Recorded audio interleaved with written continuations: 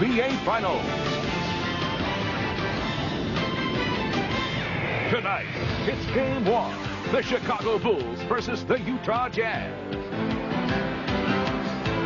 The Delta Center in Salt Lake City, one of the loudest buildings in all of sports, a place where the Jazz enjoy a distinct home court advantage, and where a sellout crowd is ready to rock the rafters for Game 1 of this rematch in the NBA Finals. Good news for Jazz fans.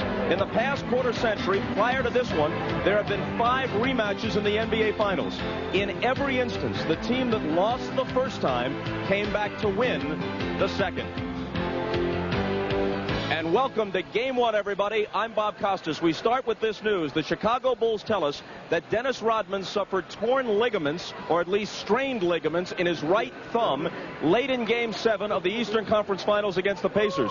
He had been expected to start Game 1 of this series. He will not. He is available. He will play. Tony Kukoc will start. We'll have to keep an eye on Dennis, check his minutes, see how effective he is in this all-important matchup. They're looking to him to slow Karl Malone at least a little bit. Jim Gray will talk with Rodman during our next segment. Now, there is a widespread feeling that of the 6 times the Chicago Bulls have been to the NBA Finals, this year's Utah Jazz are the team best equipped to derail them.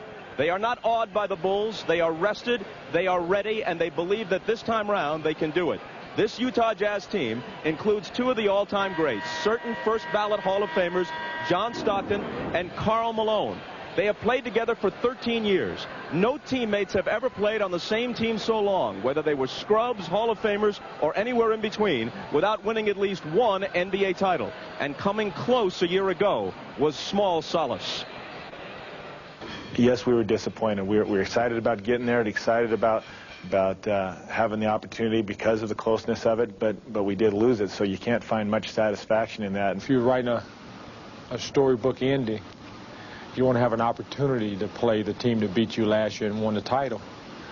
And in this business, sometimes you get your wishes. Sometimes you don't. We was able to get our wish, and we're looking forward to it. So too are basketball fans everywhere, including Isaiah Thomas and Doug Collins. Well, Zeke, the more things change, the more they remain the same. For the Utah Jazz, here's the question. What do you do with Michael? But Michael Jordan poses so many problems for the defense. When you're guarding him with a smaller player, such as Jeff Hornacek, he can just turn around and elevate and shoot right over you. Then Chicago will come back with the big 3, Pippen, Kukoc, and Jordan. Now, you can't leave Jordan, so when they double-team Pippen in the low post, Kukoc is there for the long 3. So you say, okay, we'll come double-team you with size. We'll bring Karl Malone. But you see Dennis Rodman on the offensive glass, and a weak side offensive player, Tony Kukoc, comes up with the offensive rebound. Then last year in the finals, they came from the top, and they left Steve Kerr open for the wide-open Jay. Now, Michael Jordan has torched Utah this season, averaging close to 35 points a night. And when you double-team him, he frees up on the offensive glass for at least 20 shots. Now, what do you do with Michael Jordan? That's the question that the league has been trying to figure out for a very long time. Bob? And maybe the answer is let him get his, the way they did with Shaq in the Western Conference Finals as they swept L.A. Shaq got off, but nobody else did, and they won in 4 straight. I'll tell you one thing, though, guys. Every high school coach in America has to love this series because these are late 90s teams who play such great fundamental basketball. They play team ball, they move it around, and there is nothing more basic and yet nothing executed any closer to perfection than the Utah Jazz pick and roll. Bob, the beauty of the screen roll is that you take what the defense gives you, and Utah does it better than anybody in the league. You're going to see this time Michael Jordan at the top chooses not to rotate, so Stockton's going to drive the baseline. He gets the double team and finds Karl Malone sliding to the open area, and he hits the open shot. So Chicago makes an adjustment. They say, we're going to rotate to Karl Malone, and we're going to take the shot away from him. So Malone this time becomes the passer. Stockton to Malone, over to Hornacek, and he gets the open shot. Chicago says, we'll try it another way. We'll run Longley and stay with Malone out on the perimeter. So Stockton reads it. He drives baseline. Now Hornacek is open in the corner for the three-point shot. Regardless of what they do, they react and they get great shots. But the centerpiece of their offense is Karl Malone. When he throws up big numbers, you see in the wins, 28.5 points, they win. When he doesn't, they lose. He needs to have big numbers if they're going to find a way to win this championship, Bob. In last year's final against the Bulls, these were his numbers. 24 points, around 10 rebounds. Not bad. Shot 44%. But he didn't come through in some crucial moments. And ultimately, he graded his own performance as a C+. How close were the Jazz a year ago as they lost 4 games to 2? Well, except for Game 2 when they lost by a big margin in Chicago. In their other 3 defeats, they actually led 129 of the 144 minutes. And as you look at the overall numbers in the series, there's very little to choose. The Bulls were simply able to make more big plays in more of the big moments, and that's why they claimed their 5th NBA title. The Jazz think they can make the little adjustments and the big plays down the stretch that will change the outcome this time. And as the build-up continues before the tip-off for Game 1, the Jazz have one more item, and that would be, from the world of boxing, the tuxedoed Mr. Michael Buffer. This is the moment you've all been waiting for the thousands in attendance and the hundreds of millions watching around the world. Ladies and gentlemen, let's get ready to rumble!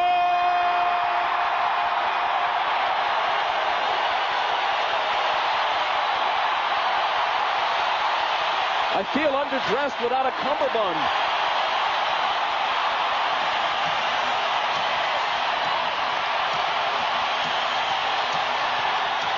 Dating back to Seattle in '96, the Bulls have lost 4 of their last 5 road games in the finals.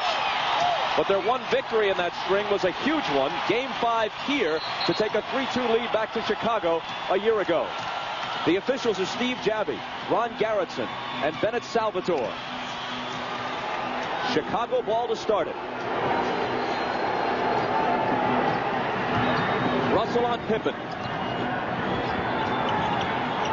Michael, jumper on Hornacek. Off the back iron. Loose ball to Longley. Kukoc open. And it comes up short. Malone takes it the other way. Stockton on the drive. Dishes to Foster. Stockton gives them a fresh 24 with the rebound. Now, Scottie Pippen is going to guard Foster and roam around a lot. You see him right now on Stockton. That's only because they got mismatched on the rebound. Malone's first shot. Doesn't get the roll. Foster trying to follow. Knocked away cleanly. Out of bounds to Utah.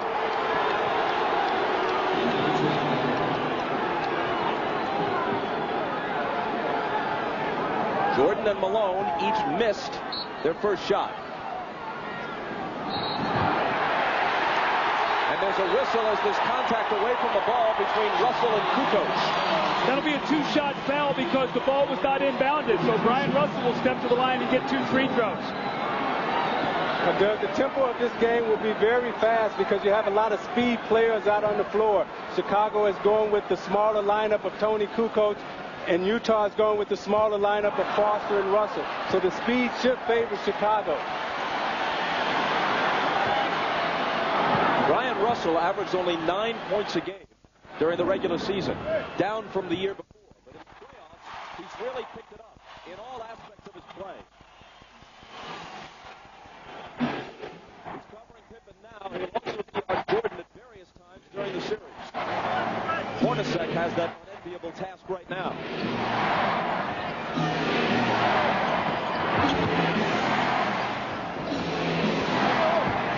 Five on the shot clock. Kukoc. Out of the corner, it's Harper. Somebody's got to shoot it. Harper will, and it's 2-1 Chicago. We know that's the guy that's going to have to make jump shots. As the Jazz double teams in the post, they'll make Harper prove that he can hit that shot on a consistent basis.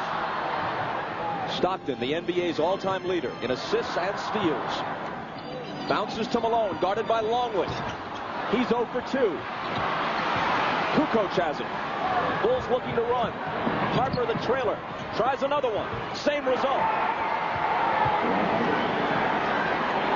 Harper's 2 jumpers put Jerry Sloan's team behind 4-1. And we've played a bit less than 2 minutes. Utah has missed its first 4 field goal attempts. That's the end of that string as Stockton waltzes in off the left side of the lane. He is so good at getting the double team, reading it, make you get back to your own man, and then driving the ball right up your back. Malone on Longley.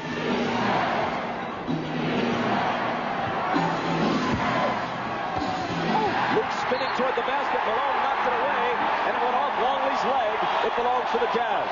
When you're a big man and you're in the low post, you can't put it down below your waist, or Karl Malone will slap it right out of your hand. That's his favorite defensive move.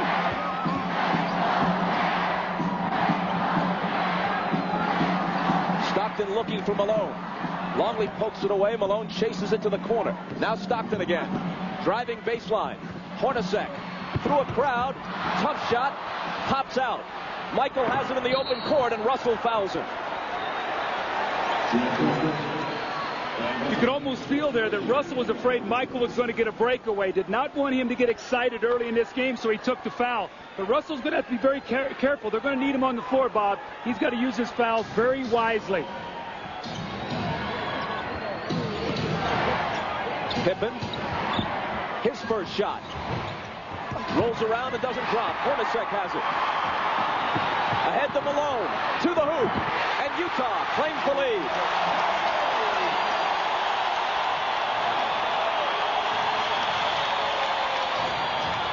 For a man so big and strong, Malone runs the floor so well, even as he approaches age 35. Jordan cans the turnaround over Hornacek. Now that time they didn't come double team Jordan in the low post. He took his time and was able to elevate over Hornacek. Michael's first basket of this year's NBA Finals.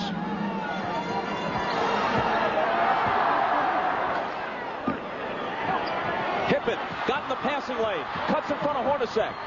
Now it's 1-on-2, but Scotty takes it to the hole himself for the emphatic slam.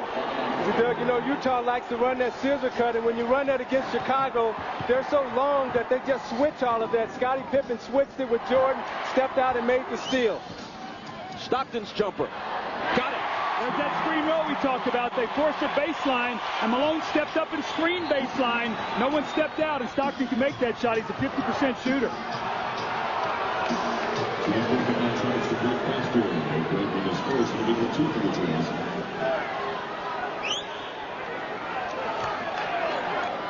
Foster picked up a foul. It's his first. Bulls inbound, and Kukoc throws up a little runner that's short. Tries it again. Same result. Out of bounds. Last touch by Foster, and the Bulls will have another crack at it. Those second shot opportunities. Now, Greg Foster's had his hands on about 3 rebounds. He's trying to get them with one hand. You got to go up and snatch those things with 2. Kukoc red hot in Game 7 against Indiana. 0 for 3 so far tonight. In fact, he was hot through most of that series against the Pacers. An illegal defense now is called against the Jazz. Yeah, they caught Stockton running over, and he's saying that they pump faked the ball. Stockton was coming to double team Jordan. They didn't throw it in, and therefore he was illegal.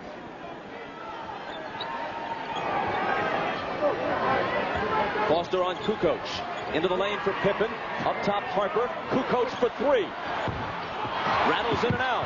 Longley battling for the rebound with Malone, and Karl saves it into Hornacek. Malone underneath Foster. Contact, but they let it go. No foul. Back comes Chicago. Pippen thought about a 3. Now puts it on the floor and takes it baseline. Throws up a wild shot, no good, and Malone has it. Hornacek the pull-up. Spins out.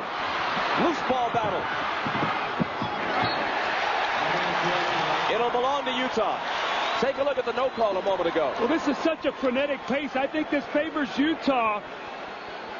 You see right now, Greg Foster's going to get the dunk, and Scottie Pippen from behind knocks it loose. After that, it's incidental contact. But the pace of this game right now, I think, favors Utah if they can keep it up for 48 minutes.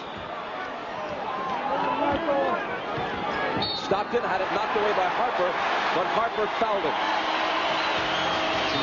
That's his first. And we take our first break. And out, Foster has it for Utah.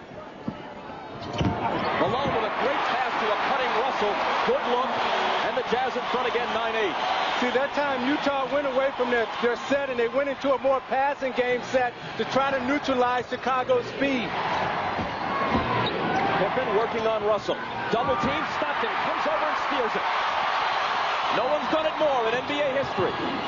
Foster might not have expected it, but eventually recovers. Now they'll set it up.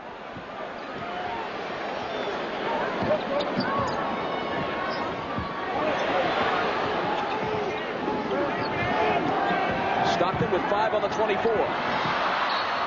And his pass finds no one out of bounds in front of the Utah bench, where Jerry Sloan, during the last timeout, according to Jim Gray, told his team, wait a minute, you just saw the Bulls beat the Pacers by killing them on the offensive glass, and already in this first quarter, we've given them 4 second-chance opportunities. We can't let that happen.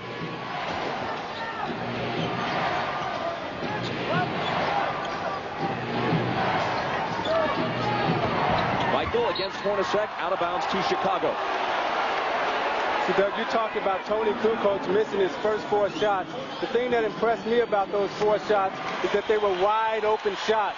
And that's what Michael Jordan is creating. And if Chicago takes their time, they're going to get good looks. And it's just a matter of them knocking down the shot. Stockton out, Isley in, one of the best reserve point guards in the league. Pippen can't finish it off a good pass. Here comes Isley. Hornacek looked for Malone, threw it over his head, and Longley takes it. Pippen stutter step into the lane, lays it up and in. A year ago in the finals, Michael averaged more than 30. Pippen 20 against the Jazz. No other Bull averaged more than 8. Bob, the early rust you talked about, though, poor shooting right now by Utah, but more importantly, they're turning the ball over. That's very uncharacteristic of the Jazz. Malone can't get the lead back, but they'll get another chance. And see, that's what the layoff would do to you, Doug. You can't practice emotion and intensity. And what emotion and intensity is, it makes you run a little faster, jump a little higher, and shoot it a little harder. Malone from Isley into the lane, and Utah into the lead, but no, it's taken away on the offensive foul. See, what makes Chicago so difficult defensively is that they can move and shut down the driving lanes. They're so quick. You see, Malone has the penetration, but Pippen is there to take the charge. And when you miss a shot, Doug, Jordan can advance the ball, Pippen can advance it. They all can advance the ball for fast break opportunities.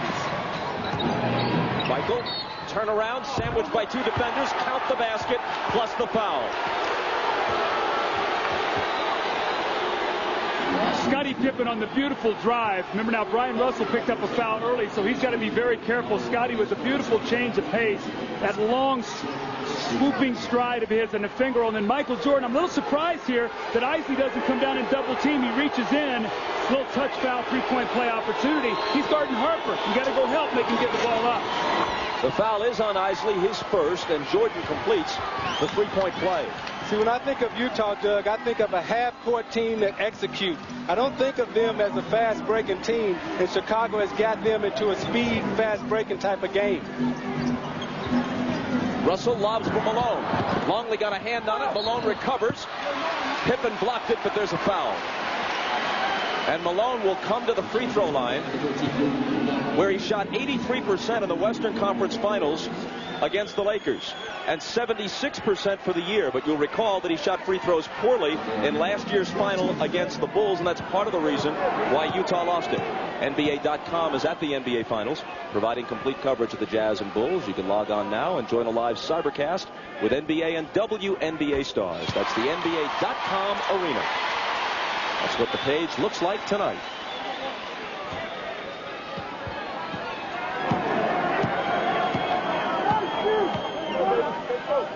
Doug, we asked Karl Malone what did he work on over the summer, and he said he worked on his mid-range J because he thought that he would be playing Longley. And I asked him, I said, did you work on your free throws over the summer? He said, no, I felt that I'd be confident enough to step up in the finals and make them. Knocks them both down. His 2 crucial misses at the end of Game 1 in Chicago a year ago led to a Bulls victory. A Chicago offensive foul. It's on Luke Longley now. You cannot get him in foul trouble with Rodman's thumb being hurt. He's doing a very good job on Malone in the low post. He's been fronting him, forcing him to step off the block and do everything facing up about 15 feet away from the basket. So you're going to see an early entrance here by Dickie Simpkins, not Dennis Rodman. Watch Longley move on this screen. Now Russell's going under. He just lowers his shoulder, and that's a foul. Longley out. Simpkins in. Rodman just now returned to the bench. Foster out of the corner. The one-time Bull hoists it and misses it. Malone taps it back out to Russell. Foster has got to make himself available to the ball. Scottie Pippen is not even worried about him on the floor. So he's got to find the open area and make the shot.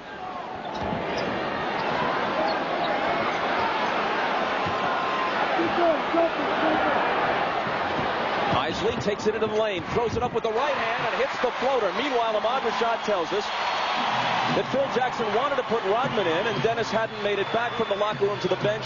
That's why Simpkins is in. It's one thing to be idiosyncratic. It's another thing to be idiotic. Kukoc got it. See, where most teams post their big men, Chicago posts their guard. Ron Harper posted up against Howard Isley. You had to come double team, and Kukoc knocked that wide open Jay down. Out of bounds to the Jazz. Phil Jackson was quoted yesterday as saying, you know, there's a bit too much drama with Rodman not on the bench, and it looks like he's not part of the team, and I've got to put a stop to that. Well, they didn't put a stop to it in the first quarter here. Although Dennis is sporting a striking new hairstyle for the finals. Russell's jumper from the head of the key is way off. And it was touched last by Utah. You know, Bob, as I look at the score right now, 15-13, this does not surprise me. In fact, if I'm Jerry Sloan, I'm probably a little pleased that I'm not further behind the way they're shooting the basketball right now. Chris Morris is guarding Kukoc as Morris, the veteran, makes his first appearance. Pippen with Russell on him. Michael backing in on Hornacek, gets rid of it to Harper, now Kukoc. Inside to Pippen, but a whistle and a 3-second violation against Chicago. Now, did Tony pass that shot up because he's not shooting well? Remember, he's the kind of guy, when he gets off early, he's very confident. When he misses some shots, he has a tendency to fade away. Hornacek, Pippen bumps him, bounces it to Morris. Michael guarding him, turnaround on MJ short.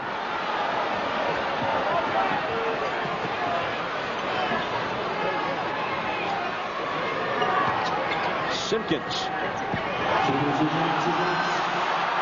Off to Harper behind Simpkins' screen, and Harper misses. Morris takes the rebound. Hornacek through a slew of defenders and missing on the run. Harper will bring it back the other way. Into the lane he goes, drops it off to Pippen, who was fouled. I think Chicago has forced Utah to totally change their style of play. They're normally a post-up team, pounded inside.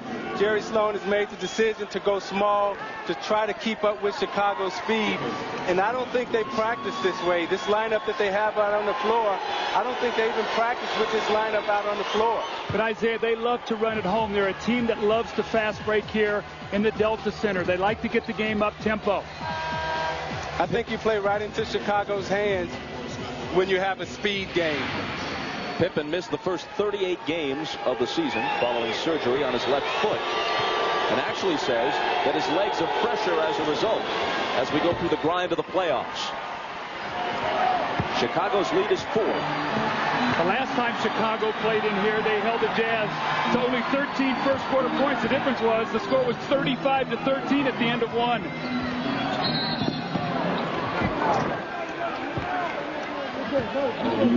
And now each team has been hit with one illegal defense warning. This one goes against Chicago. Utah's got to find a way here, Bob, to get the ball to Malone on the block against Dickie Simpkins. If they do double team, space out, you got 4 good shooters on the floor. Let's find out what they'll do here. Scott Burrell has come off the bench. We still haven't seen Rodman, at least not on the floor. Malone muscles it up on Simpkins, but Dickey held his spot pretty well and pulls in the rebound. Here's Burrell.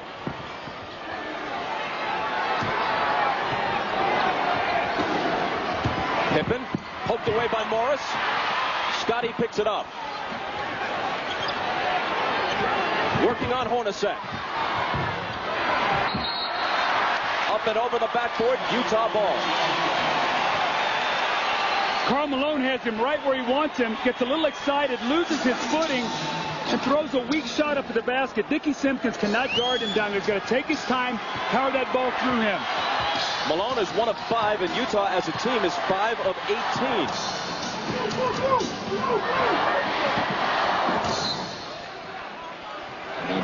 Still Utah ball. You see Ron Harper guarding Howard Isley, staying on that right hand, won't let him come back to get to a shooting pocket to shoot that shot. Isley. Inside Morris for the reverse. Isley penetrated as he blew past Harper. He's lightning quick and then made the good pass. Well, that's that high screen roll they love to run with Isley. He just cut the ball back when Harper tried to beat the screen. Chicago looking for a 2-for-1, but Pippen misses the pull-up three, and then there's a rebounding foul. Simpkins hit with his first. Bob, let's see if they go back to that high screen roll once again. Normally Malone steps up, and Isley tries to run it. Morris will curl in underneath the basket. They'll keep their three shooters spaced. Malone will wait for the last moment, and he'll come up and set the screen for Isley. Game clock overlapping the shot clock by a couple of seconds. Malone from Isley to the basket, and with pure strength, although he took a hit, he maintains control and lays it in. Jordan looking for the last shot. It'll be a three. And he almost banked it in. But Utah pulls even. After a ragged first quarter at the Delta Center, it's tied at 17. Second period begins. Rodman makes his first appearance, as does Judd Bushler, who was so effective in Game 7 off Phil Jackson's bench against the Pacers. Malone still can't find the range. Here's Randy Brown. The matchups in this series may allow Brown to play more minutes than he did against Indiana, but not if he does that. He threw it away. Isley, pull up, open. Utah has the lead.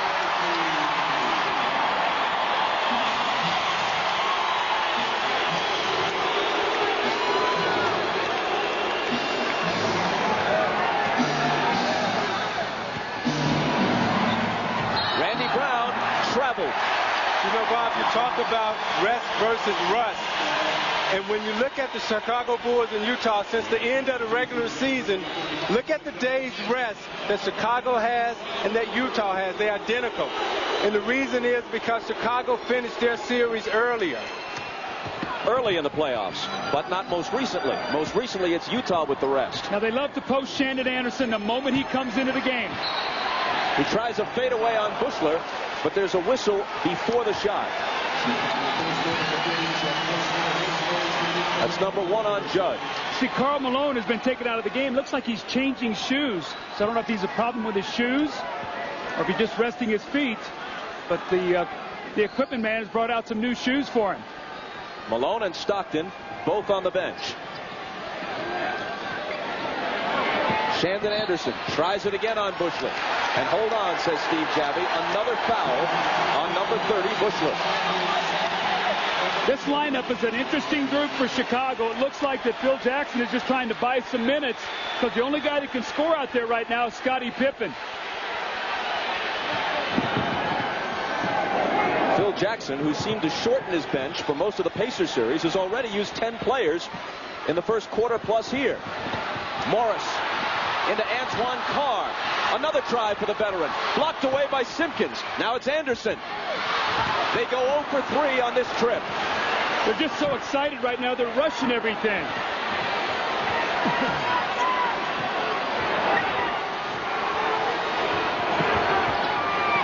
Randy Brown. Out to Pippen. In the lane for Simpkins. Knocked away and stolen. It's a 4-on-1 break. Isley to Anderson.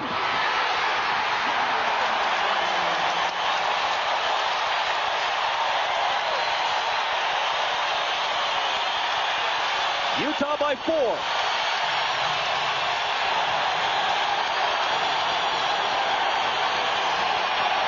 Rodman's pass to a cutting Bushler was a good feed, but they couldn't finish it. Russell on the run. And suddenly it's a wide open game with the Jazz up by half a dozen.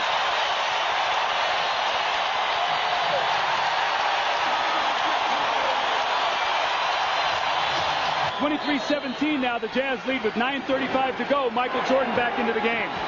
Steve Kerr in for the first time. Here's Kerr with the ball.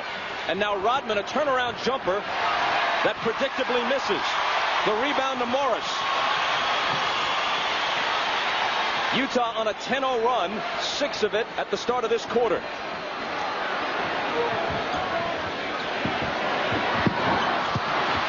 Anderson.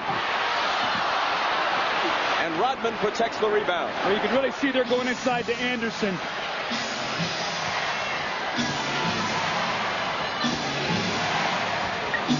Kukoc hits the hook.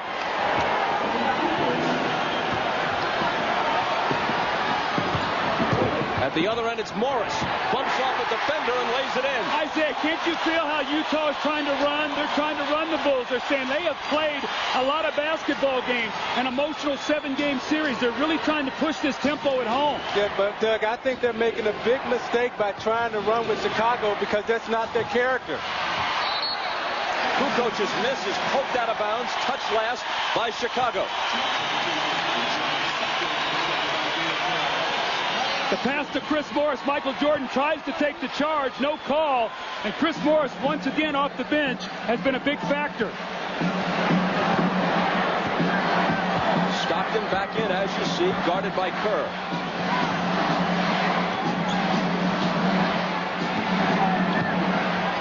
Anderson around Bushra. Little up and under move. And the Jazz in front by 8.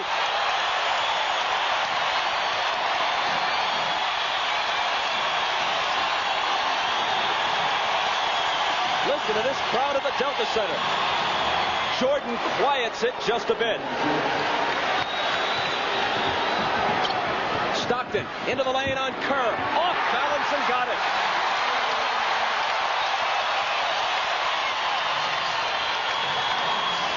Six for Stockton.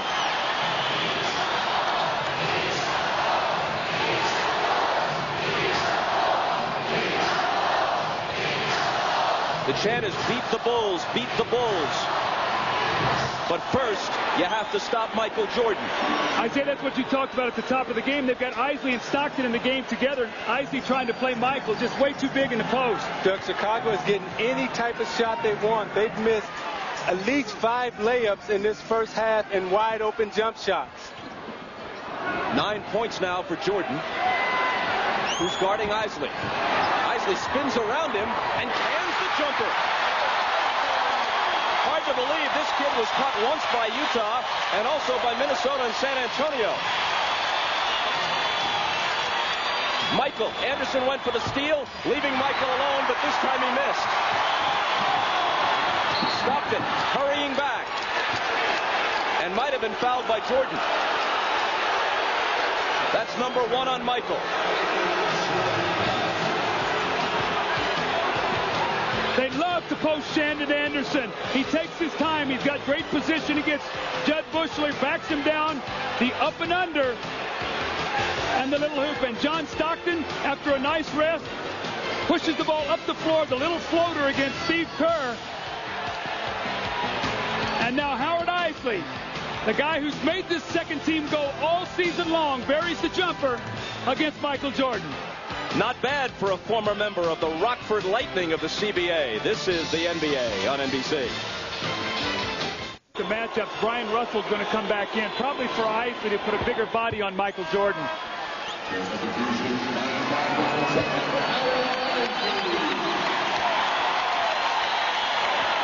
Isley did a heck of a job, though, while he was in there. And at this point, with John Stockton at age 36, playing less than 30 minutes a game, Isley's performance has been so important for Jerry Sloan.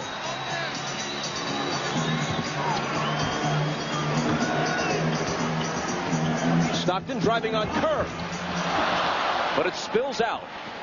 Another rebound for Rodman, playing with that right thumb heavily bandaged.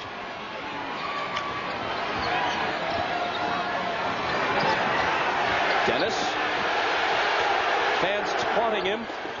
Kerr pops a baseline jumper and hits it. Quick release before Stockton could get there. Well, he can't roam as much with Kerr in the game. He likes to wheel back and double team the basketball. He's got to stay more at home against Kerr. Now it's a 4-point difference. Carr left alone. Can't make the Bulls pay for it. Loose ball to Rodman. Pippen with Jordan on his left. His pass knocked away by Stockton, who flips it to Russell, who pushes it up the floor. And it's finished by Shandon Anderson. Stockton just made a smart defensive play. He ran right to Kukoc. He was going to double team Jordan, but he saw Kukoc standing there, and he ran right back to him and intercepted the pass.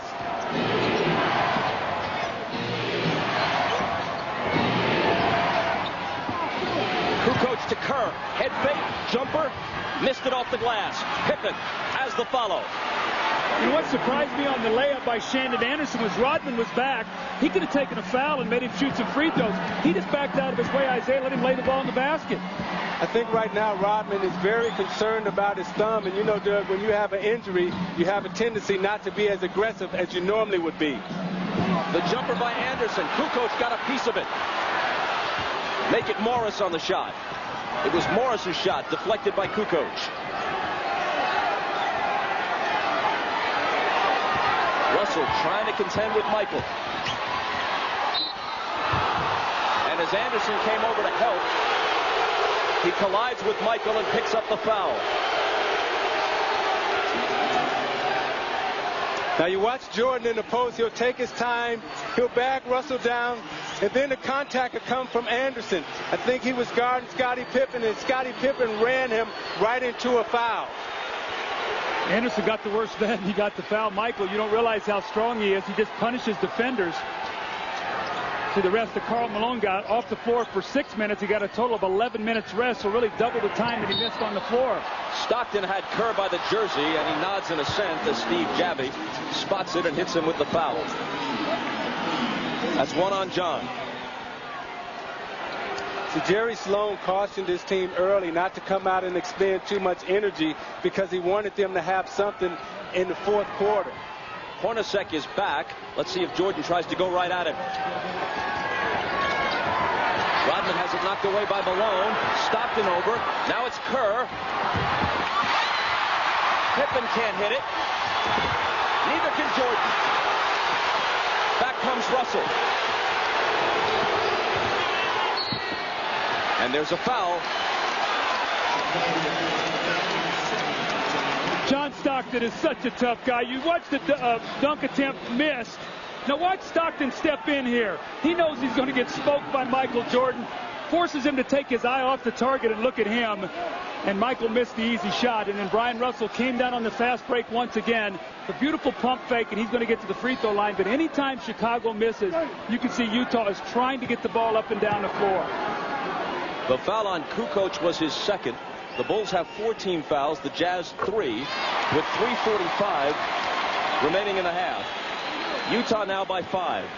Another free throw for Russell, who earlier this year lost his starting job to Adam Keefe, but he's come on down the stretch and in the playoffs.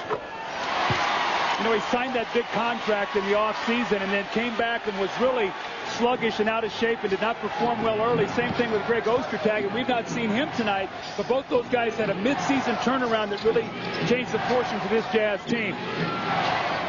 Anderson on Jordan. Hornacek trying to guard Pippen. Coming over to help us Malone to swat it away. Stockton thought about a three, didn't take it. And now Pippen fouls him. That was a frustration foul on the part of Scottie Pippen. He felt Hornacek fouled him right there in the low post. Malone comes over and gets the block, and you're going to see Scottie, where's the foul? So when he comes down the other end, a little too aggressive on Stockton. Stockton very smart, knows they're shooting free throws.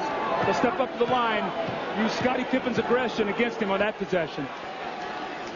Chicago's now over the limit. John Stockton's a much more effective player at home. Usually plays more minutes. Isley gets a few more minutes on the road. You see his points up, his assists up. He looks very fresh right now in tonight's game. With the rest, I think, has really helped him. Rodman goes out, and Longley, after a long stretch on the bench, comes back in for Chicago. 1 of 2 for Stockton, who then tried to go after the rebound but couldn't quite take it away from Pippen. Scottie Pippen, by the way, is 3 of 9 in this first half after shooting 6 of 18 from the floor in Game 7 against the Pacers. But, of course, he contributes in so many other ways. Bob, I've never seen Chicago miss so many wide open and easy layups. But how about that one? As Jordan whirls through the defense, seems like almost every member of the Jazz had a look at him before he laid it in.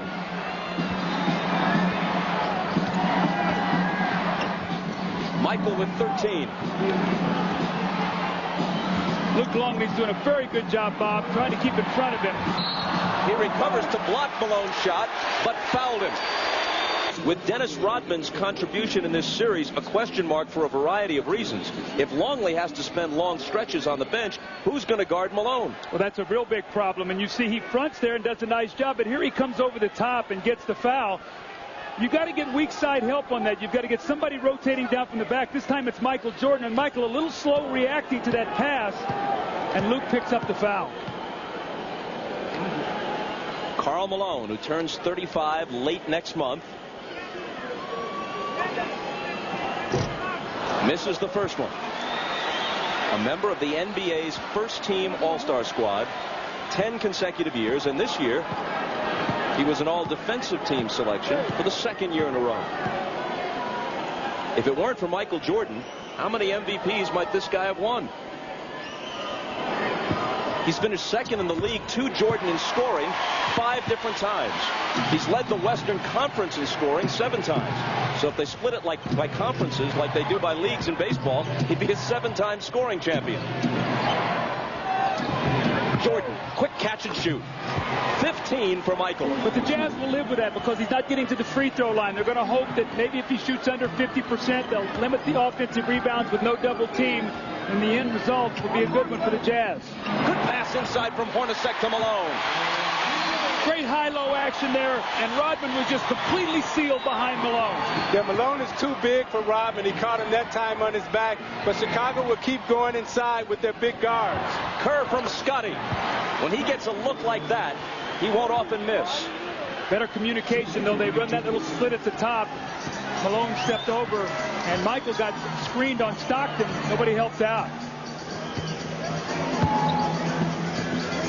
Hornacek with Michael on him. Here's Malone. Back to Hornacek.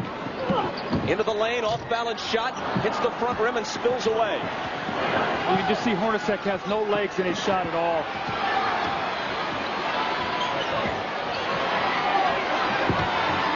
Michael, single coverage. And that's what happens. Same spot, same dance, same music. 17 points in the half, 12 of them in this quarter. Utah asked for time.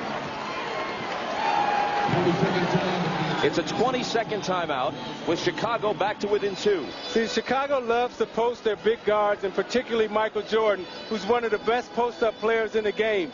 Utah fails to double team, so he shoots it right over Shandon Anderson. And they come back to the same spot. Okay, I'll read it. There's no double team. I give you the fake to the baseline, and now I'm going to fade back to the same spot and shoot it the same way. Now you watch Rodman trying to defend Malone, who's too big for him. Seals him on his back. The great high-low feed, as Doug talked about. Malone just lays it right in the hole.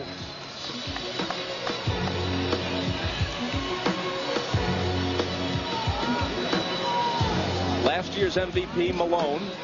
This year's MVP, for the 5th time in his career, Michael Jordan. And a look at their numbers. Stockton has a good look and puts the jumper down. See, they come out of that timeout, they run screen roll. They know that Rodman is not going to help off of Malone. So he set that sideline screen once again, and Stockton is an excellent shooter. Kerr to Michael. As they go to the man with the hot hand. Again, single coverage by Anderson. Hornacek comes over. Michael with the up and under. Count it, and he'll come to the line with a chance to reach 20 points in the first half. Now that's how smart Michael Jordan is. He'll get it on the low post, wait. He knows they're going to come with the double team. Okay, this time I'm going to fake it to the baseline and I'm going to step through and split it. I'm not going to give you the same offensive look every time. I'm going to give you something different. But Isaiah, you teach when you come down to a double team, that defender has to come and touch the other defender, so you can't step through there. You can't give him any kind of pathway to get to the basket. You must make him spin away and shoot the shot. Kevin McHale was the master of that. I understand you teach that, Doug, but when you're coming down to double Michael Jordan, do you know how much fear is in your heart? A 3-point play 20 points, and get this, this is the 30th finals game in which Michael Jordan has played. He has never been held under 20 points, and he's got 20 in the first half tonight. Stockton on the move, and banks it home. What a tough shot by Stockton. They tried to run the same play. This time Kerr forced him back into the middle. The little running wrong footer by Stockton off the glass. He's got 11. Last 30 seconds of the half. Jazz by 3. Jordan finally missed one, and Russell collects the carry. He likes to go 2 for 1, shoot a quick 3. Not enough time for that now. Stockton's having a beautiful first half. He's controlled this first half masterfully, as only Stockton can. So they'll hold it for the last one. Stockton fires. And big first half. Just a step inside the line. 13 points for Stockton. Kukoc beats the buzzer and misses the 3. Jazz led by as many as 8. They conclude the half up by 5. Getting involved. You get Rodman involved in the play. You're going to see him come back now. It goes to the middle. The little runner off 1 foot off the glass. And the next time down the floor, they're going to look like they're going to feed the post. Scotty gives them some space, and Stockton steps up and buries the shot to give them the 5-point lead going into halftime.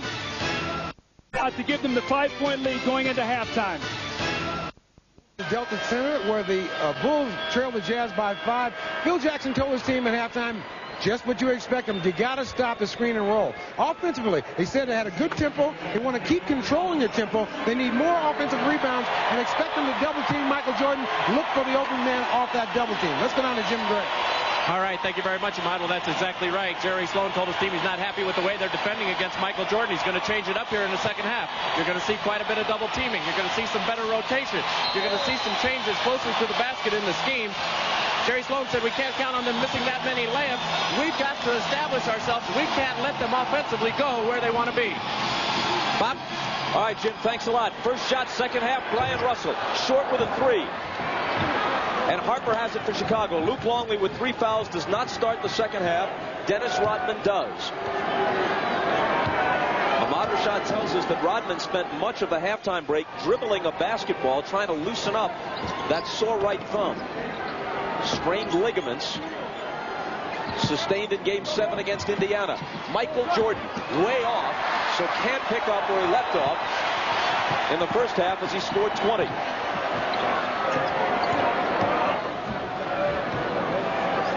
Malone over Rodman. In and out. And Harper takes it. Pippen to the hoop. Or hole. That's a combination of hoop and hole to the hool. Don't use that, Zeke. He went there, too. He went any place he wanted to go and got the hoop. Who will score the next one? Hornacek has it. It'll be Stockton who has 15. What a great pass, Isaiah, on that give and go to the top. You fall asleep a little bit, and Hornacek finally gets off here with a layup. 0 for 4 in the first half. Now, that's the Utah I know. Half-court execution, perfect screen, back-cut layup. That's the way they need to play in order to win this game. Harper into the lane. Tried to find Rodman, poked away to Pippen, and his 3 is no good. Rodman with board position. Michael hits the open 3 and matches the number on his uniform with 23 points. The minute you start double teaming, though, what you do is you open up that offensive board, and that's the one thing Jerry Sloan has to be concerned about. They've got a defensive rebound like they did in that first half. Utah by only 2. Hornacek with Kukoc on it. Into Malone, and Rodman fouled him trying to poke it away. That's only number 1 on Dennis. See, the dilemma is how do you defend Jordan? And when you go to trap him, that leaves Rodman on the offensive glass. Kick back to Jordan for the 3.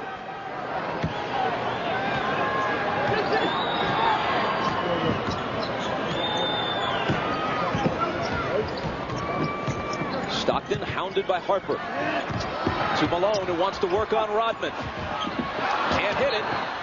And Russell can't control the rebound. It belongs to Chicago.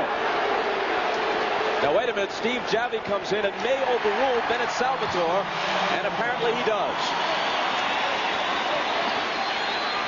Karl Malone using his superior strength. And Dennis Rodman does a good job forcing him to take a tough shot. Stockton takes the inbound, but Harper cuts him off.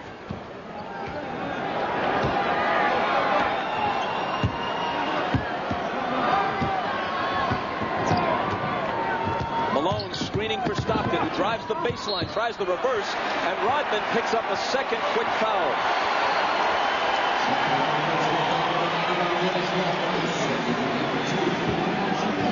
Now you watch Rodman, who's playing with a very tender thumb, and you see Malone comes over and whacks him on that thumb, and gets to the other end, and you see him still shaking it, and it's hurting. And anytime you wear any type of Band-Aid or any type of tape on your finger, that's a sign and that's a signal for the other team to just take a whack at that hand. So anytime Malone or Foster or Russell get a chance, they're going to whack that thumb.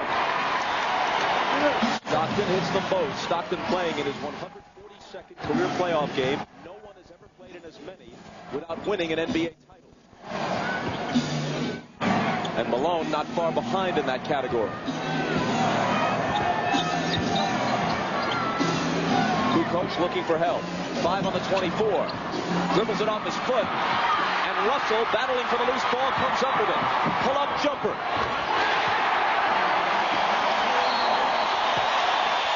Utah by 6. Timeout, Chicago. Stockton to the front court. Harper again on him. Luke Longley is now back into the game with Dennis Rodman, so now he's matched up against Karl Malone once again. Remember, he got 3 quick fouls in the first half trying to guard Karl Malone. Here's Foster. Deals to Russell. Drives on Pippen. And hits a tough hoop.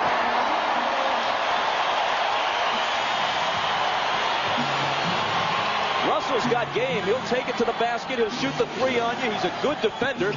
Longley inside off a nice feed. See, when you come to double Michael Jordan with size, that time Foster came to double team. Luke Longley followed him right to the basket and got the easy layup. Well, Jerry Sloan's not happy because Karl Malone's supposed to pick up that cutter and did not do it. Longley's first basket. Malone over Longley. Rodman has the rebound. Trying to play through some pain. There's no question that thumb is bothering him. Chicago has baited Karl Malone into a jump shooting game. He must get back into the post. Jordan, turnaround on Hornacek. Rebound Longley, and there's the follow.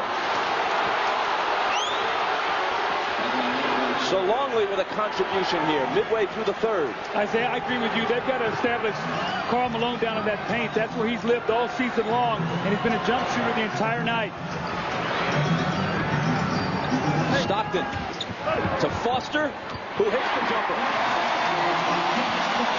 See, the way they started the game the first half running, I don't know if Karl Malone lost his rhythm and they played him out of the game. Now he's got to try to get back involved. Longley drops it off to the driving Pippen, who had to change the shot, but was good enough to do it.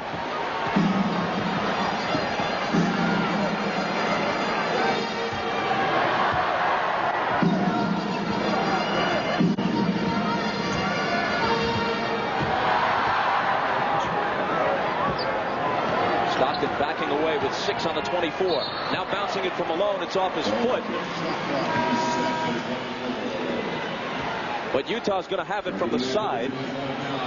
Now you watch the athleticism of Scottie Pippen on the back cut. He reverses it, hesitates in the air, hangs, and banks it off the glass with touch. No foul. A Chicago player kicked it. Now we see Greg Ostertag in the game for the first time. He'll match up against Malone. It's Malone over Longley. Little bump.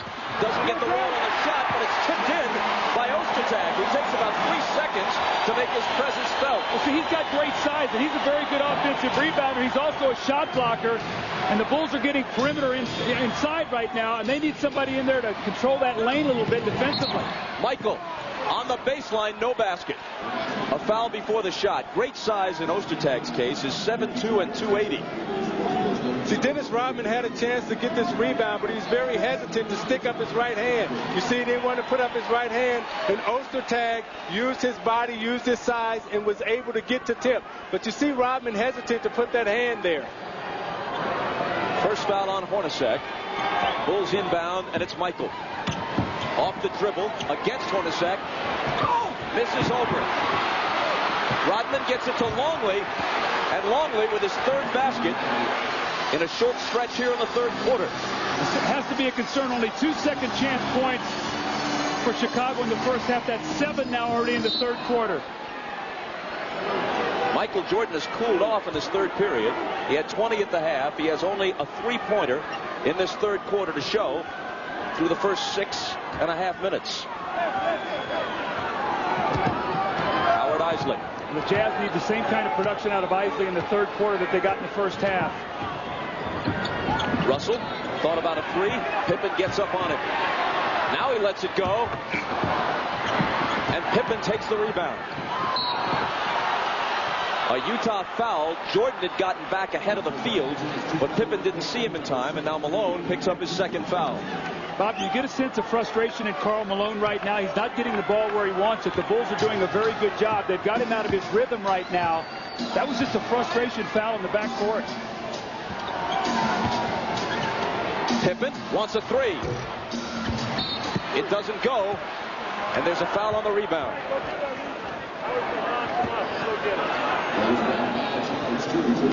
Howard Isley picks up his second. Now you watch Scottie Pippen take a little poke right in the eye from Karl Malone, and I've been hit by Karl Malone a couple of times, and that little poke hurts. You took more than a little poke one time. 42 stitches worth, right? Bob, you are correct, sir.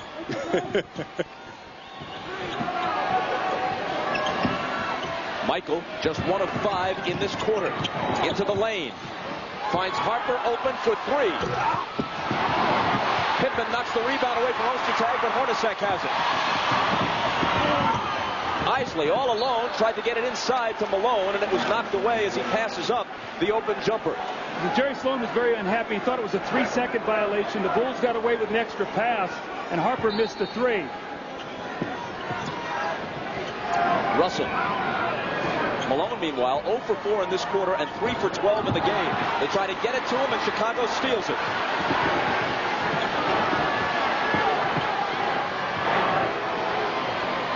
Bulls trail by 4. Pippen has trouble with the pass, recovers it.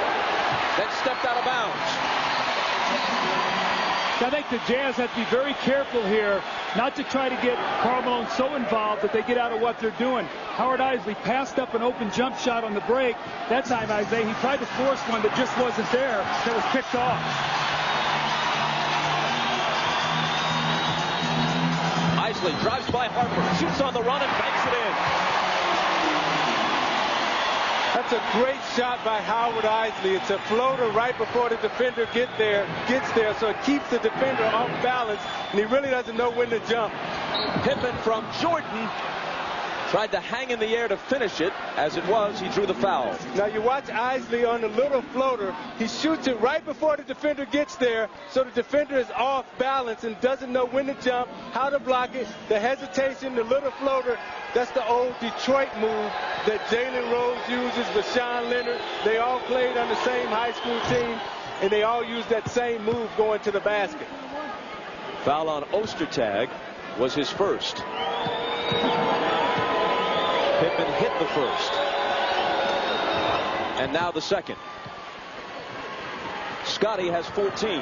If they go back to that sideline screen roll, Dennis Rodman is the guy that's in rotation. He was slow getting there the last time.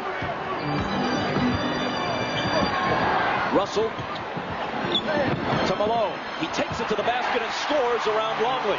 Trying to get himself untracked offensively here. That was great ball movement, and Karl Malone did the right thing. Drive it to the front of the rim and score.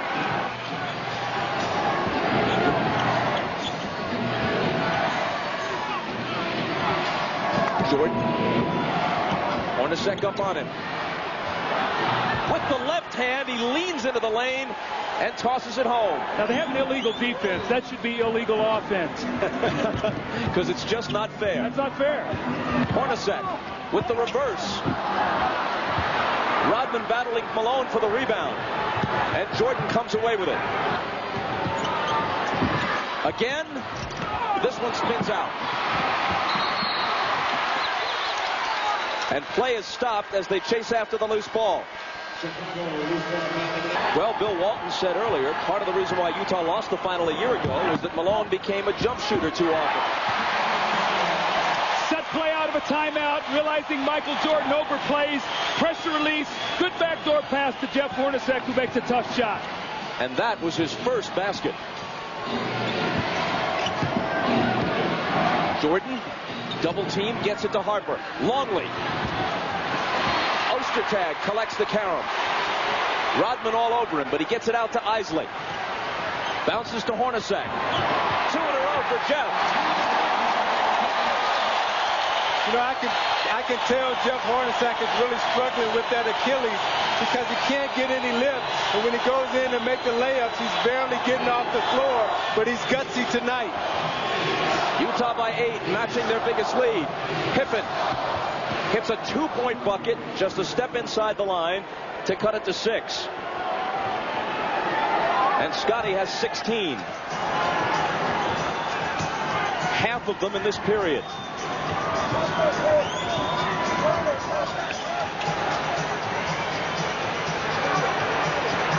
Russell behind an Ostertag screen, into the lane, lost the dribble, and Longley claims the loose ball.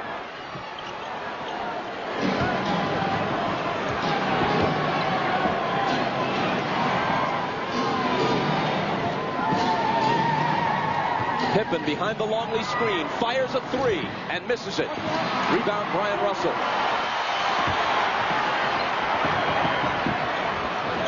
Isley in the lane to Malone. Blocked by Longley. And out of bounds to Utah. Well, what a great effort that time by Luke Longley. Karl Malone ran right underneath the basket and had Rodman sealed. Looked like he had a point-blank layup. Look where he has the ball. Scottie Pippen forces him to pump fake, and Longley comes over and blocks his shot.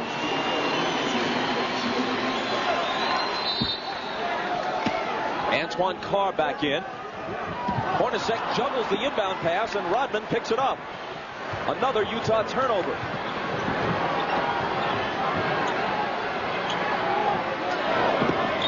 Longley against Ostertag. Pippen, head fake on Russell. Longley has it back, but a whistle before the shot and a 3-second violation. Jerry Sloan was pleading for it from the Utah bench and finally got it. Yeah, they caught Dennis Rodman in the 3 seconds, waiting for an offensive rebound. A lot of times Dennis will just run in there and stand. But Doug, I get the feeling that Chicago is just trying to hang around until the last 5 minutes of the game, and hopefully Michael Jordan can take them home. Well, they trail by 8. As Russell connects. Bob, set play to get a 2-for-1 possession. About 3-second differential on the clock. Game clock, shot clock. Chicago can pretty much hold it for the last one. Just a slight overlap. Pippen finds Kukoc alone for 3. Can't ask for a better look. Hornacek now has 3 seconds to half court where he flings it and almost connected.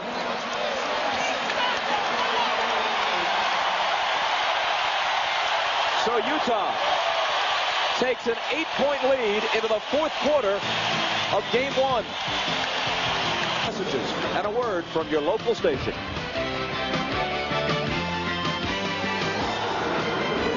Big risk here that Phil Jackson's taking. He's resting both Scottie Pippen and Michael Jordan at the same time. Has a lineup out there that's going to have a difficult time scoring, and they're down 8. Through 3 quarters, both Pippen and Jordan had played 33 of 36 minutes. So they need a breather, and Kukoc gives them the offense that had been missing from him through most of the game. He's now just 3 of 10 from the floor with 6 points. And right now it's the bench against the bench. You got Stockton and Malone out of the game, Pippen and Jordan out of the game. So we'll see who will win the battle of the benches right here. Russell behind the screen from Carr takes a leaner, and the bank is open for him. That's one of those when you're playing against him, you make him call that one. Otherwise, he can't get an H on you.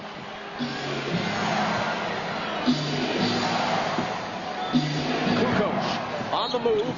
His pass intended for Buechler, broken up by Russell, but there's a foul. See, Brian Russell's going to drive and pump fake Rodman. He leaves his feet and leans in and gets the lucky shot off the glass to keep the lead at 8. Foul on Antoine Carr, his second. Burrell from Kerr overshoots it.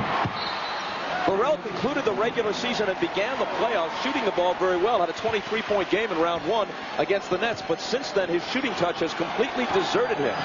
Well, Burrell is not a spot-up shooter. He's a streaky rhythm shooter, and he needs touches to get his rhythm. He's not a guy that can just come in like a Steve Kerr and just nail one. Here he comes up with a steal. Odcinek poked it away from Rodman, but to Steve Kerr.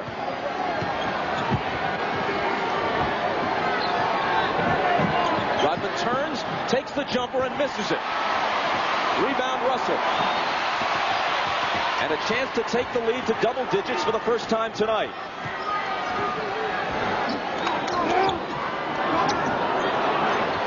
Carr, Rodman picks him up on a switch. His pass outside, picked off by Burrell, who's all alone. The steal on the hoop as he cut in front of Russell. And Utah wants a timeout.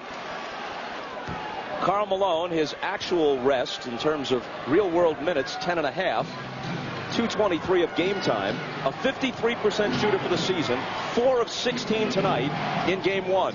They may get by without their usual contribution from Karl Malone. Here's Burrell on the run, and he banks it in. Can you get a sense that Delta Center right now is just really uneasy? Although they're leading the basketball game, they've seen this before from Chicago. Malone, 4 of 17. See, I think he lost his rhythm at the start of this game. When you're a post-up player, you need touches early to get your rhythm.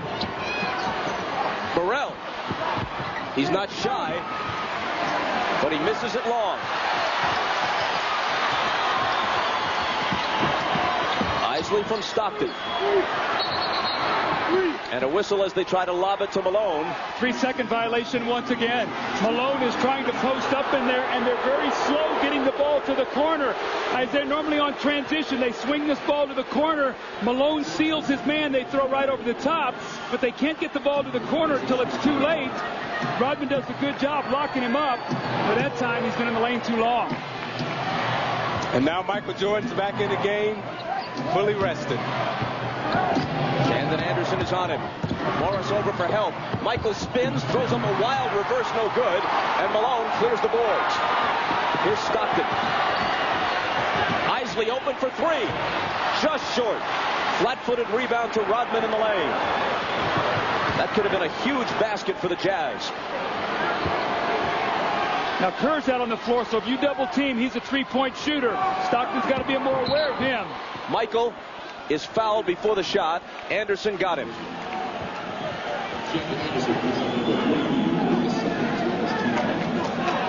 That's 3 on Shandon Anderson.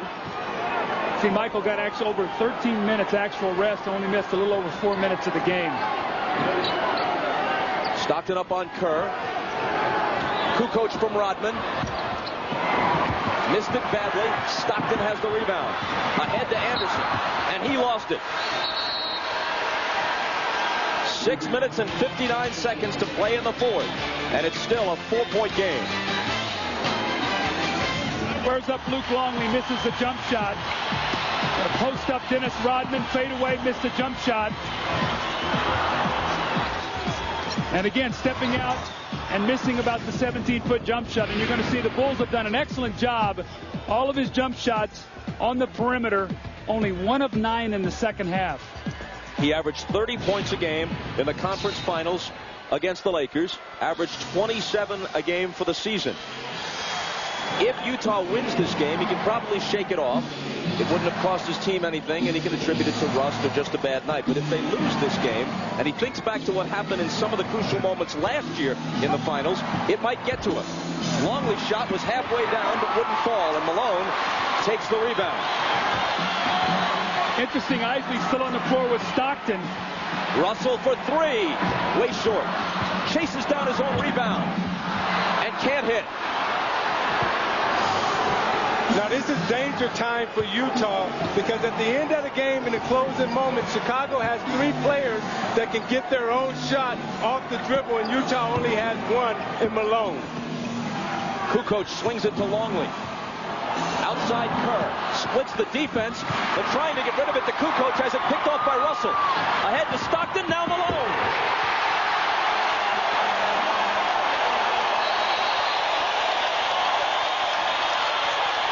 Malone wasn't about to miss that one. 22nd timeout, Chicago. Jerry Sloan has been pleading with his team all night long to play good team defense. A terrific sequence here. They chased Steve Kerr off his shot, forced him to put it on the floor, and were able to come it up. You see Brian Russell plays the passing lane, and then he throws the ball ahead to Stockton. And who does it better than Stockton and Malone? And Karl Malone desperately needed this basket. You're going to see the defense, Brian Russell in the passing lane, again throwing ahead, and Stockton with the bounce pass. Karl Malone with the emphatic finish to put his team up 6. Bob, you can see the last few possessions, the guy who's had the open shot has been Luke Longley. Ostertag is the guy helping off. Pippen to Michael. Russell is on him. Michael back to work. Blocked away by Ostertag, but he was fouled.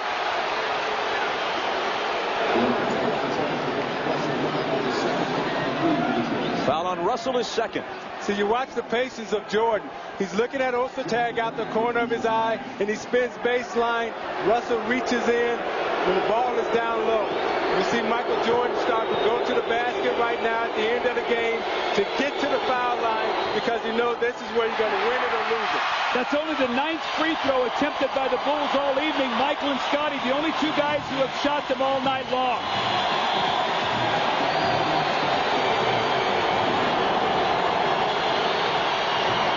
Michael makes 1 of 2, just 6 points so far in the second half after a 20-point outburst in the first 24 minutes.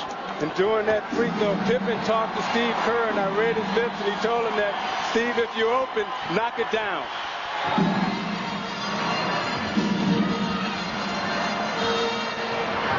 Kerr on Stockton. 5-point Utah lead. Malone backing in on Pippen. Fade away. No. You know, he's getting some good shots in there. He just got some tough rolls. He took his time that time, had Pippen, and just couldn't make the shot. Michael into the lane. Missed it long. Rebound Russell. Malone's only basket of late was a dunk. He remains ice cold with his jumper. And Brian Russell's going back and getting some huge rebounds. Malone low blocks again, and Rodman fouled him as he received the pass. Isaiah, you know this. You're a star player. You got to keep taking the shots. He took his time this time.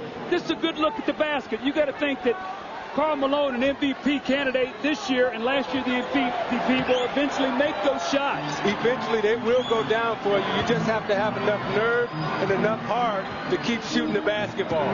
He'll take it to the basket and slam it.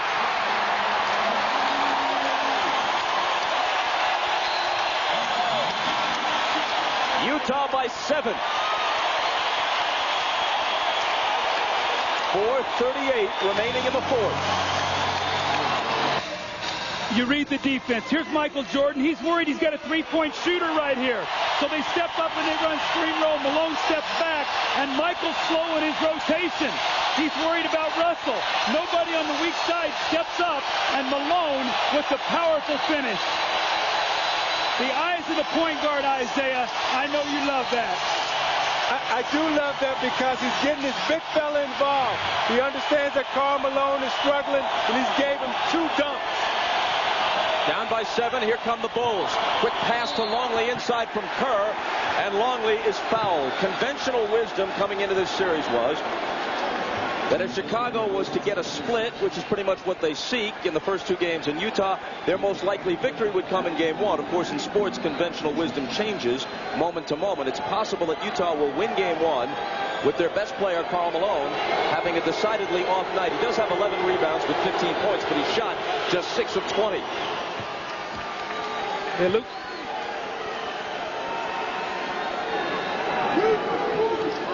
As you noted earlier, Doug, prior to this trip to the line by Longley, only Pippen and Jordan had shot free throws in this entire game for Chicago.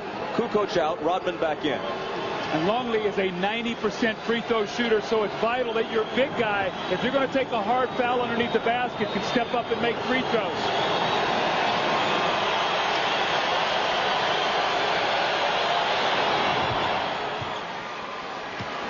Longley cuts it to 5. Remember, when they played the Jazz a year ago, they had Jason Caffey and, more importantly, Brian Williams, who's now with the Pistons.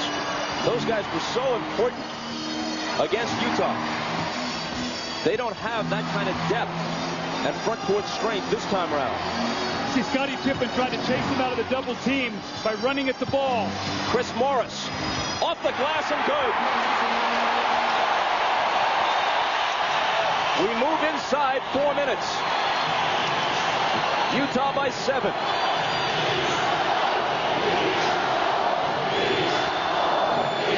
Michael, good look, and he puts it down.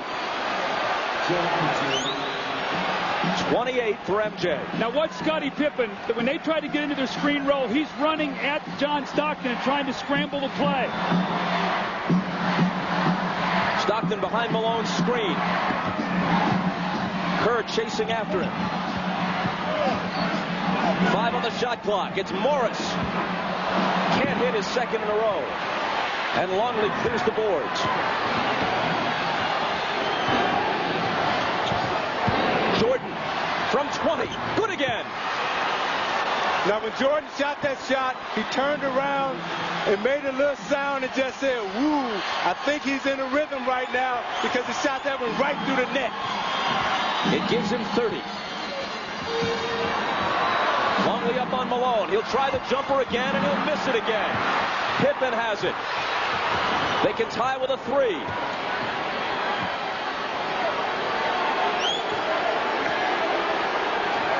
Jordan just screamed at Pippen. He wants the basketball.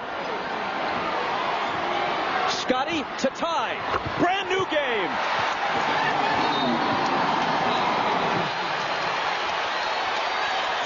See, this is the moment Chicago was waiting for. They just wanted to hang around and stay close. They got people at the end of the game who can get their own shot off the dribble. You see Jordan here off the screen and roll, jumps up, takes the shot. Look at his face as he turns around. He says, I'm feeling good right now. He's coming back down the court. Next time, said, okay, Scottie, your turn. Batman and Robin, let's step up. What you gonna do for me?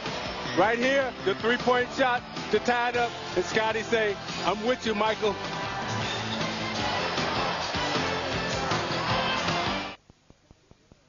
Michael Jordan right here. He knows that he's in the zone and he wants to take his game to another level. Scottie Pippen missed him on the pass.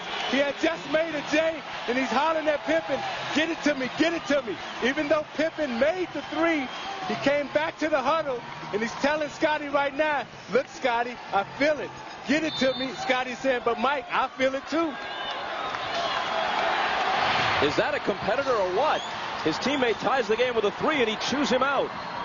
Here's Stockton's pass. It goes awry. Michael pokes at it, but Stockton is there to reclaim it.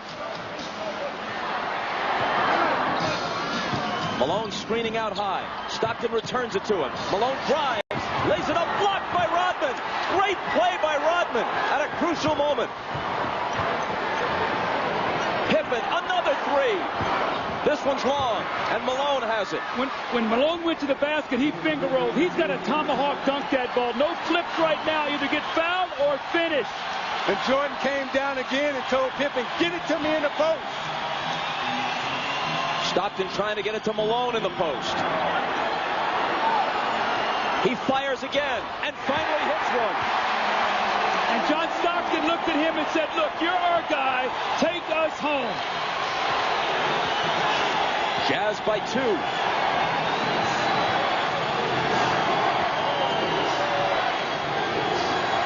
Rodman out to Pippen and Michael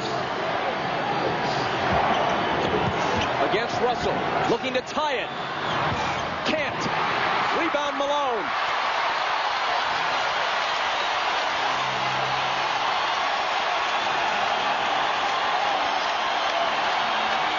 They feet. Every last soul at the Delta Center.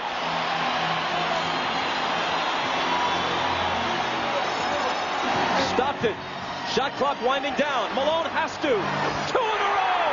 And what a time to come alive.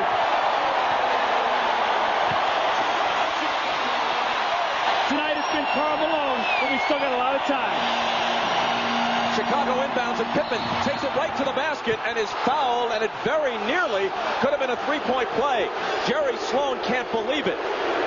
Livid on the Utah bench.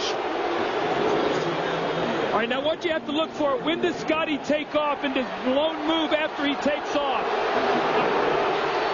I thought he was moving on this play. As Scotty gets in the air, you see him move and slide right up under him. Steve Javy and Bennett Salvador both looked at each other, and they both had the same call. It's definitely the right call. The replay confirms it. And Pippen swishes the free throw.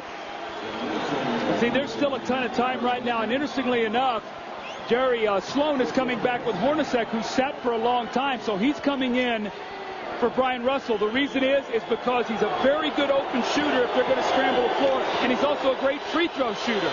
The foul on Malone was his third. Utah is over the limit.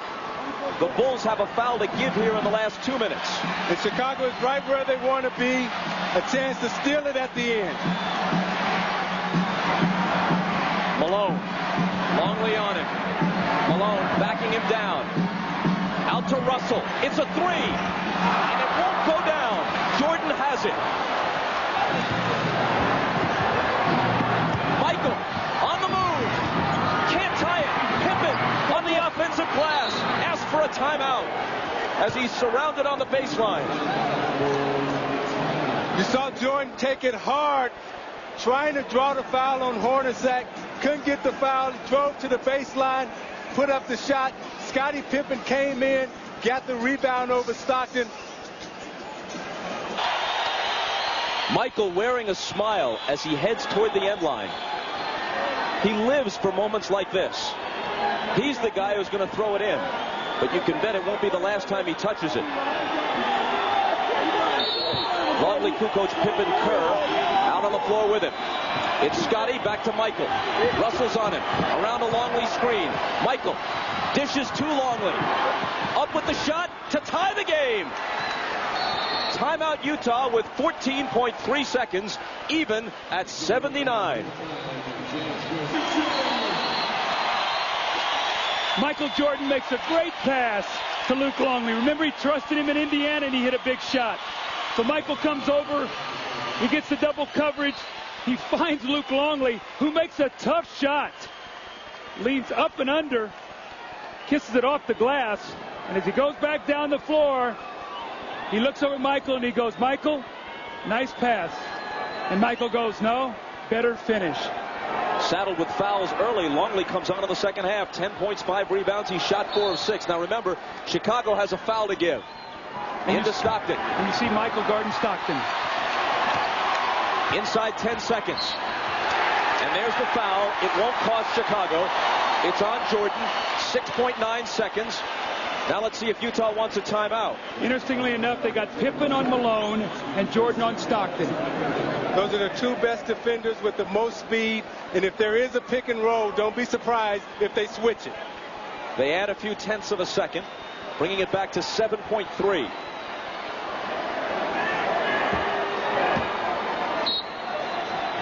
Russell with Rodman hounding him. Has trouble getting it in. Delay a game, Chicago.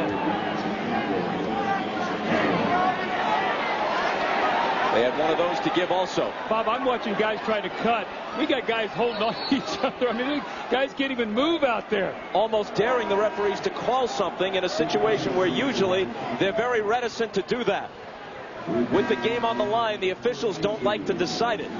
At this point in time of the game, no matter who's grabbing you or holding you, you've got to get open to receive the ball and make a play. Utah takes Carr out.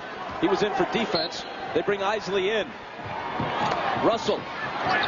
He asked for a timeout rather than risk the call. It's a 20-second timeout taken by the Jazz. Kukoc now has got to be very wary of Russell stepping in and receiving a pass back if he turns his back. Russell into Hornacek. Now it's Stockton. Out of the corner for the win. Bounces off, no good. And it's overtime in game one. Pippen is arguing that the ball went up over the backboard and there had to be at least a few tenths of a second on the clock when that happened.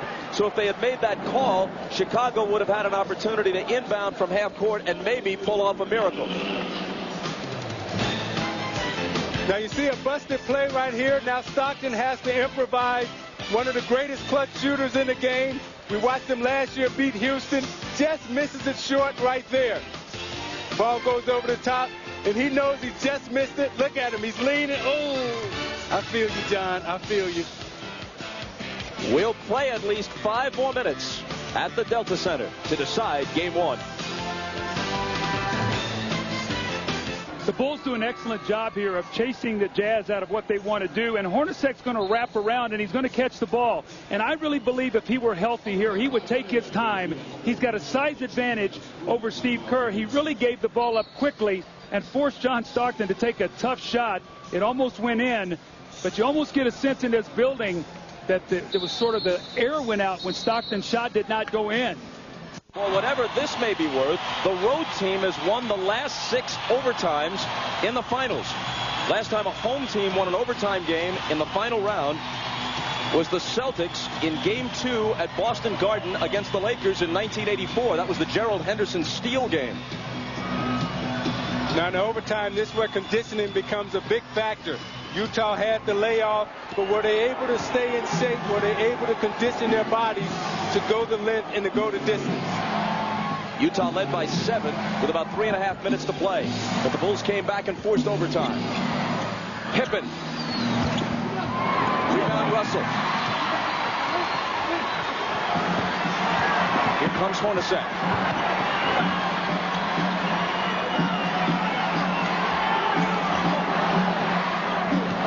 Points at a premium in game 1 into overtime, and neither team has reached 80. 5 seconds to shoot. Hornacek. Got to force it. And he misses it. Pippen back the other way. Accelerating as Russell tries to cut him off. Jordan wants the ball against Hornacek in the post. And now he's got it. Longley, big second half. It doesn't continue. Rodman got a piece of it, but Hornacek comes away with the loose ball. Say, 2 points might win this overtime right now, the way these teams are shooting and defending. Malone from Stockton all the way to the basket. Dennis Rodman a little slow in his rotation. Had he gotten there 1 step quicker, it would have been an offensive foul on Malone, but great execution. 21 for Malone. Hooked away by Hornacek. Taken by Stockton, who's chased by Jordan, but lays it in anyway. And he was fouled by Kerr.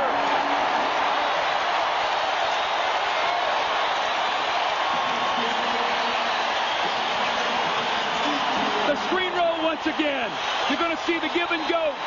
Rodman doesn't get there soon enough. And the gutty Jeff Hornacek, he's not right physically, but look at him reach in and knock it away from Pippen and then run the lane. And Stockton looking around with the great finish and a chance to put his team up by 5.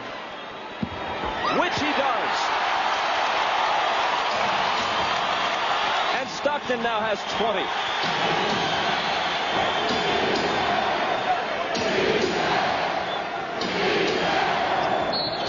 Michael is bumped by Russell. See, Bob, with Michael Jordan running that high screen roll with Ostertag, Stockton can't help because Steve Kerr is standing out there with his feet together. And if Stockton comes over, Michael will fan that ball out and Kerr will have a wide open 3-pointer. Foul on Russell was his 3rd. Each team with 1 foul in the overtime. Jordan to the basket and clobbered.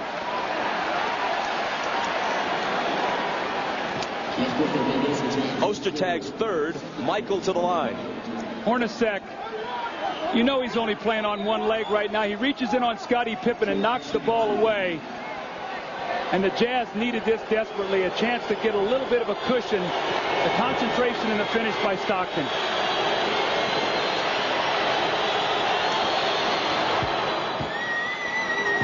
One more coming.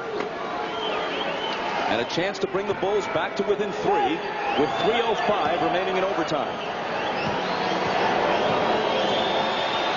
Michael averaging 32 points a game in this year's playoffs. And stuck on 31 with that miss tonight. Let's see if they go once again to Stockton Malone. Screen roll. Hornacek's the three-point shooter now.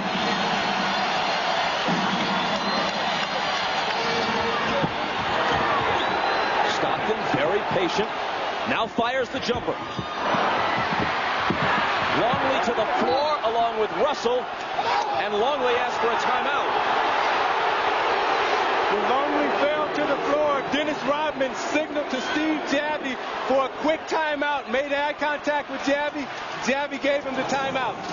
See, Isaiah, I don't like this call at this stage of the game. I think you have to have clear possession. A lot of times what happens is guys start wrestling around, and really nobody has the advantage. Let's see if Longley really has the advantage down there. See, I think he has the ball, and Rodman signaled for the timeout. He held it for a quick second, and then Russell put his hand in. In that time, Rodman, if you can get us, he's signaling for the timeout. Rodman signaling for it right there, and you see Javie right there raise his hand up. And you know when you're playing the Chicago Bulls with 2:45 left in the game, you got to keep scoring because you know Chicago's going to score with Jordan and Pippen. Here's Michael. Has to regain control of the dribble. Now drives on Russell and can't hit it. Longley, though, pulls it down. When Michael wants that basketball back again. Pippen flips it to him. Turnaround fadeaway. Got it. 33. That's amazing. What this man can do under pressure. Well, he's so smart. He knew he had Hornacek, so he went into the post. When he had Russell out on him, he dribbled it and took it to the lane. He knows how to use his body and his mind. Stockton. A 2-point game as we move under 2 minutes. Hornacek against Michael. Misses the runner, and now Chicago. I don't think that's the shot they wanted. Hornacek playing one-on-one against Michael at the end of the clock. A chance to tie it, or perhaps take the lead with a 3.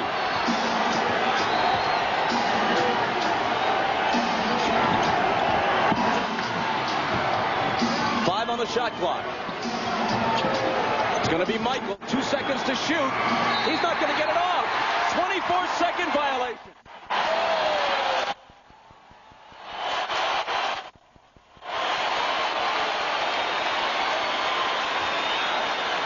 Now you watch Michael working hard in the post. He's trying to draw the foul, and it doesn't come. Shot clock runs out. He said, oh, I just lost track of time right there.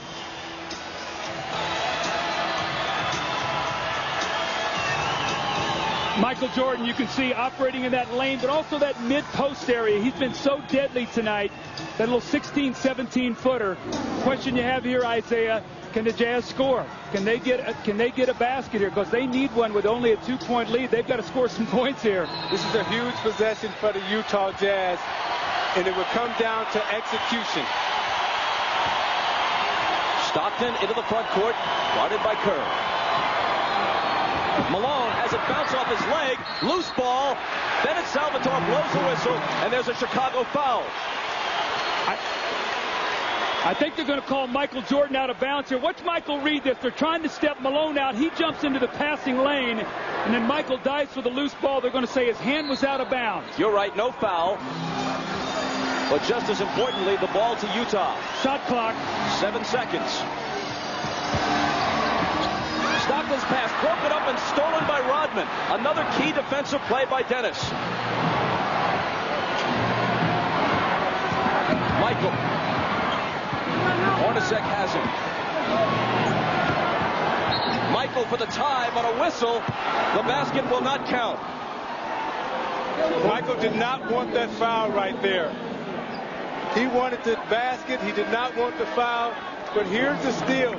You watch Stockton come off the screen and roll, and Steve Kerr comes back and he gets a hand in the passing lane. Jordan coming down, wants the isolation in the post, the fade, Didn't want the foul on the floor, but the referee gave it to him anyway. Foul is Hornacek's second. Kukoc comes in. He'll inbound it. So they have the extra shooter in Kukoc. Longley. Odcinek up on him. Puts it on the floor. Tries to go to the hoop. Lost it. And Russell dives to the floor to pick it up. And he gets the timeout. Bob, I'm shocked. They went to a one-on-one play for Longley against Odcinek. And Luke, if he's going to have to dribble the ball twice, he's going to be in trouble. They knocked it loose. Chicago has had so many opportunities to win this game. You see Longley will get the ball in the post, and he's looking for somebody to pass it to.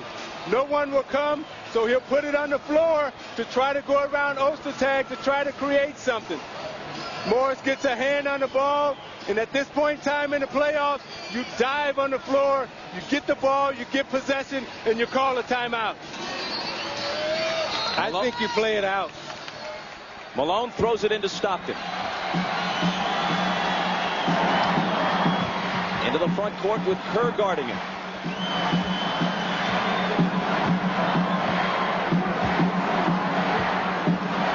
Chicago doesn't have to foul because of the overlap. It's Stockton on the run, and it's Utah by 4.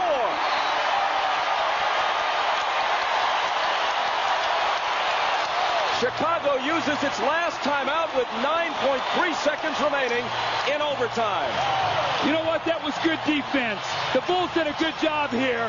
Steve Kerr fought over the top of that Isaiah. And you know what it was? It was better offense by a Hall of Fame player. Look at the shot that Stockton has to take.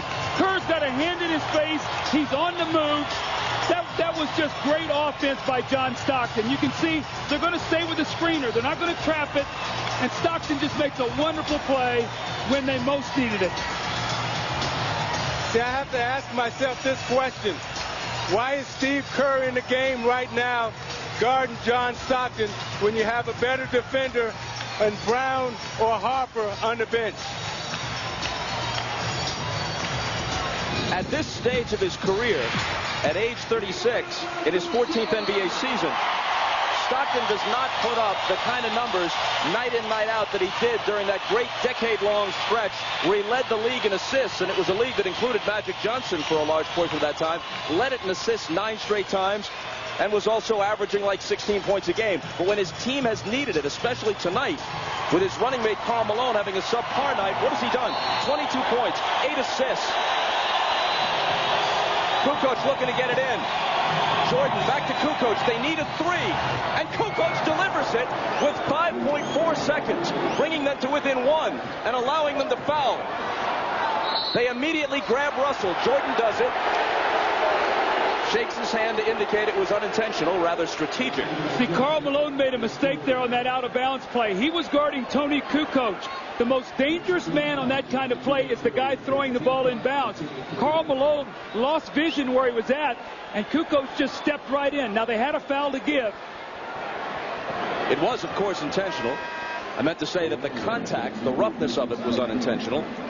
Now, you got Burrell coming in now for Steve Kerr, who has more speed, so they can possibly try to get a quick foul or either go for the steal. I'm surprised Hornacek is not in the game right now because he's one of their best free throw shooters. 4.8. Malone into Stockton. And he dribbles a bit of time off the clock before they can catch him and foul him with 3 seconds left. And not the guy that you want to send to the line if you're Chicago.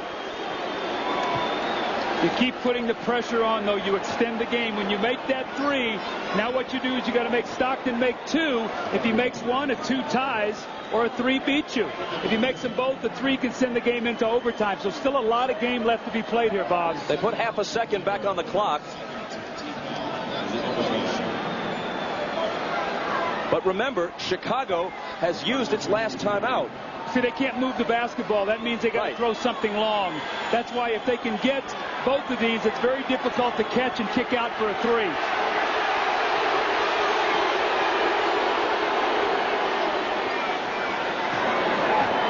Stockton with 5 points in overtime.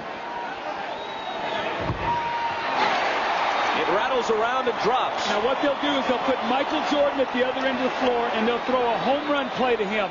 He'll come to the sideline, catch it, and in one motion try to catch and shoot the three. Brian Russell's got to keep it out of his hands here. 3-point lead. Kukoc down to Michael with Russell on him. He tips it to Pippen. Can he beat the horn? He can, but he misses it. And game one goes to Utah in overtime. A game they had to sweat to win with their best player having a subpar night.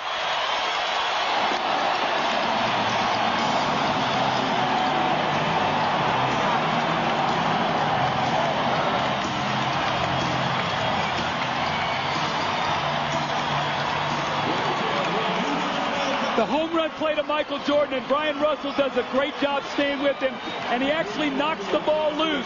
And those loose, broken plays are what sometimes beat you. You see Longley tip it back to Pippen, and they chased him off his shots, made him take a tough one, never got into any kind of rhythm. See, Doug, I think by Longley tipping that ball, it threw Pippen off his rhythm. Consequently, he didn't get a good look at it. And that's what he's really frustrated about, because when Longley tipped it the second time, he wasn't able to get in his rhythm. Jim Gray is with Carl Malone. All right, thank you very much, Bob. Carl, you struggled tonight, 9 for 25, but you hit the two big ones there in regulation. You had a lot of guts going down there. How did you have the fortitude to take those shots? Well, I didn't have a good rhythm the whole night. I didn't shoot the ball really well, but they kept running my plays, and they said, hey, look, it's 48-minute ball game. So it's just one of those things where in the playoffs, sure, I would like to win and I would like to shoot good, but in the playoffs, I don't think it really matters what your shoot percentage are. If you have an opportunity to shoot some big shots, that's what it's about. But other guys did a great job. This right here, we knew this was going to be a tough game for us. We got to win. When you guys came back over to the bench after regulation, everybody was kind of down. Jerry Sloan said, hey, guys, pick it up. We got 5 minutes left to play. Were you guys down, and how devastating would it have been to lose, leading by 7 with 3.5 minutes to go? Well, we was down a little bit, but the thing about it, they're a great team. You got to give them a lot of credit for that. And we knew that we had to fight our behinds off to get the lead, and then they came back, which championship teams do. But then in that overtime, we kind of got some baskets right off. And it was a great team effort. Like I said, I didn't have the game I wanted, but we won the ball game, and it's really neat. Will the rust be off Friday night for you? Excuse me? Will the rust be off Friday night? I hope it will. I hope it will. Congratulations, Carl. I'll like to send it over to Ahmad Rashad. All right, thanks, Jim. Somehow, John, you had the feeling that these games were going to be just like this one was tonight. Absolutely. They're a championship team, and we feel like we bring a tough game, too. So, I don't know. We had a couple nice leads there, and they just kept coming back. They're a true champion, and we're going to have to play a lot better than we played tonight if we expect to try to win this thing. And a strategy like this, the visiting team always tries to come in and try to steal one, but you guys just would not let that happen. Well, we were fortunate. I thought we had some chance. I had a chance in regulation to make the shot, didn't do it. I didn't think we played terrifically in the overtime, but we just managed to eke it out. Carl had a tough night tonight, but everybody else stepped up, especially you. Well, they're going to try to stop Carl, just like we try to stop Michael. That's your first job. If you can do that, you have a good chance of beating any team. So other guys need to step up. Fortunately, a few shots fell tonight. All right, congratulations, and the battle has begun. Yes, it has. All right, thanks. Let's go back to Bob Costas. All right, Ahmad, the Bulls have now lost 4 straight road games in the playoffs, every one of them very close, and they trail this series 1-0. For Isaiah Thomas, Doug Collins, Jim Gray, and Ahmad Rashad, I'm Bob Costas. Pretty good opening act for the 1998 NBA Finals, and this has been the NBA on NBC.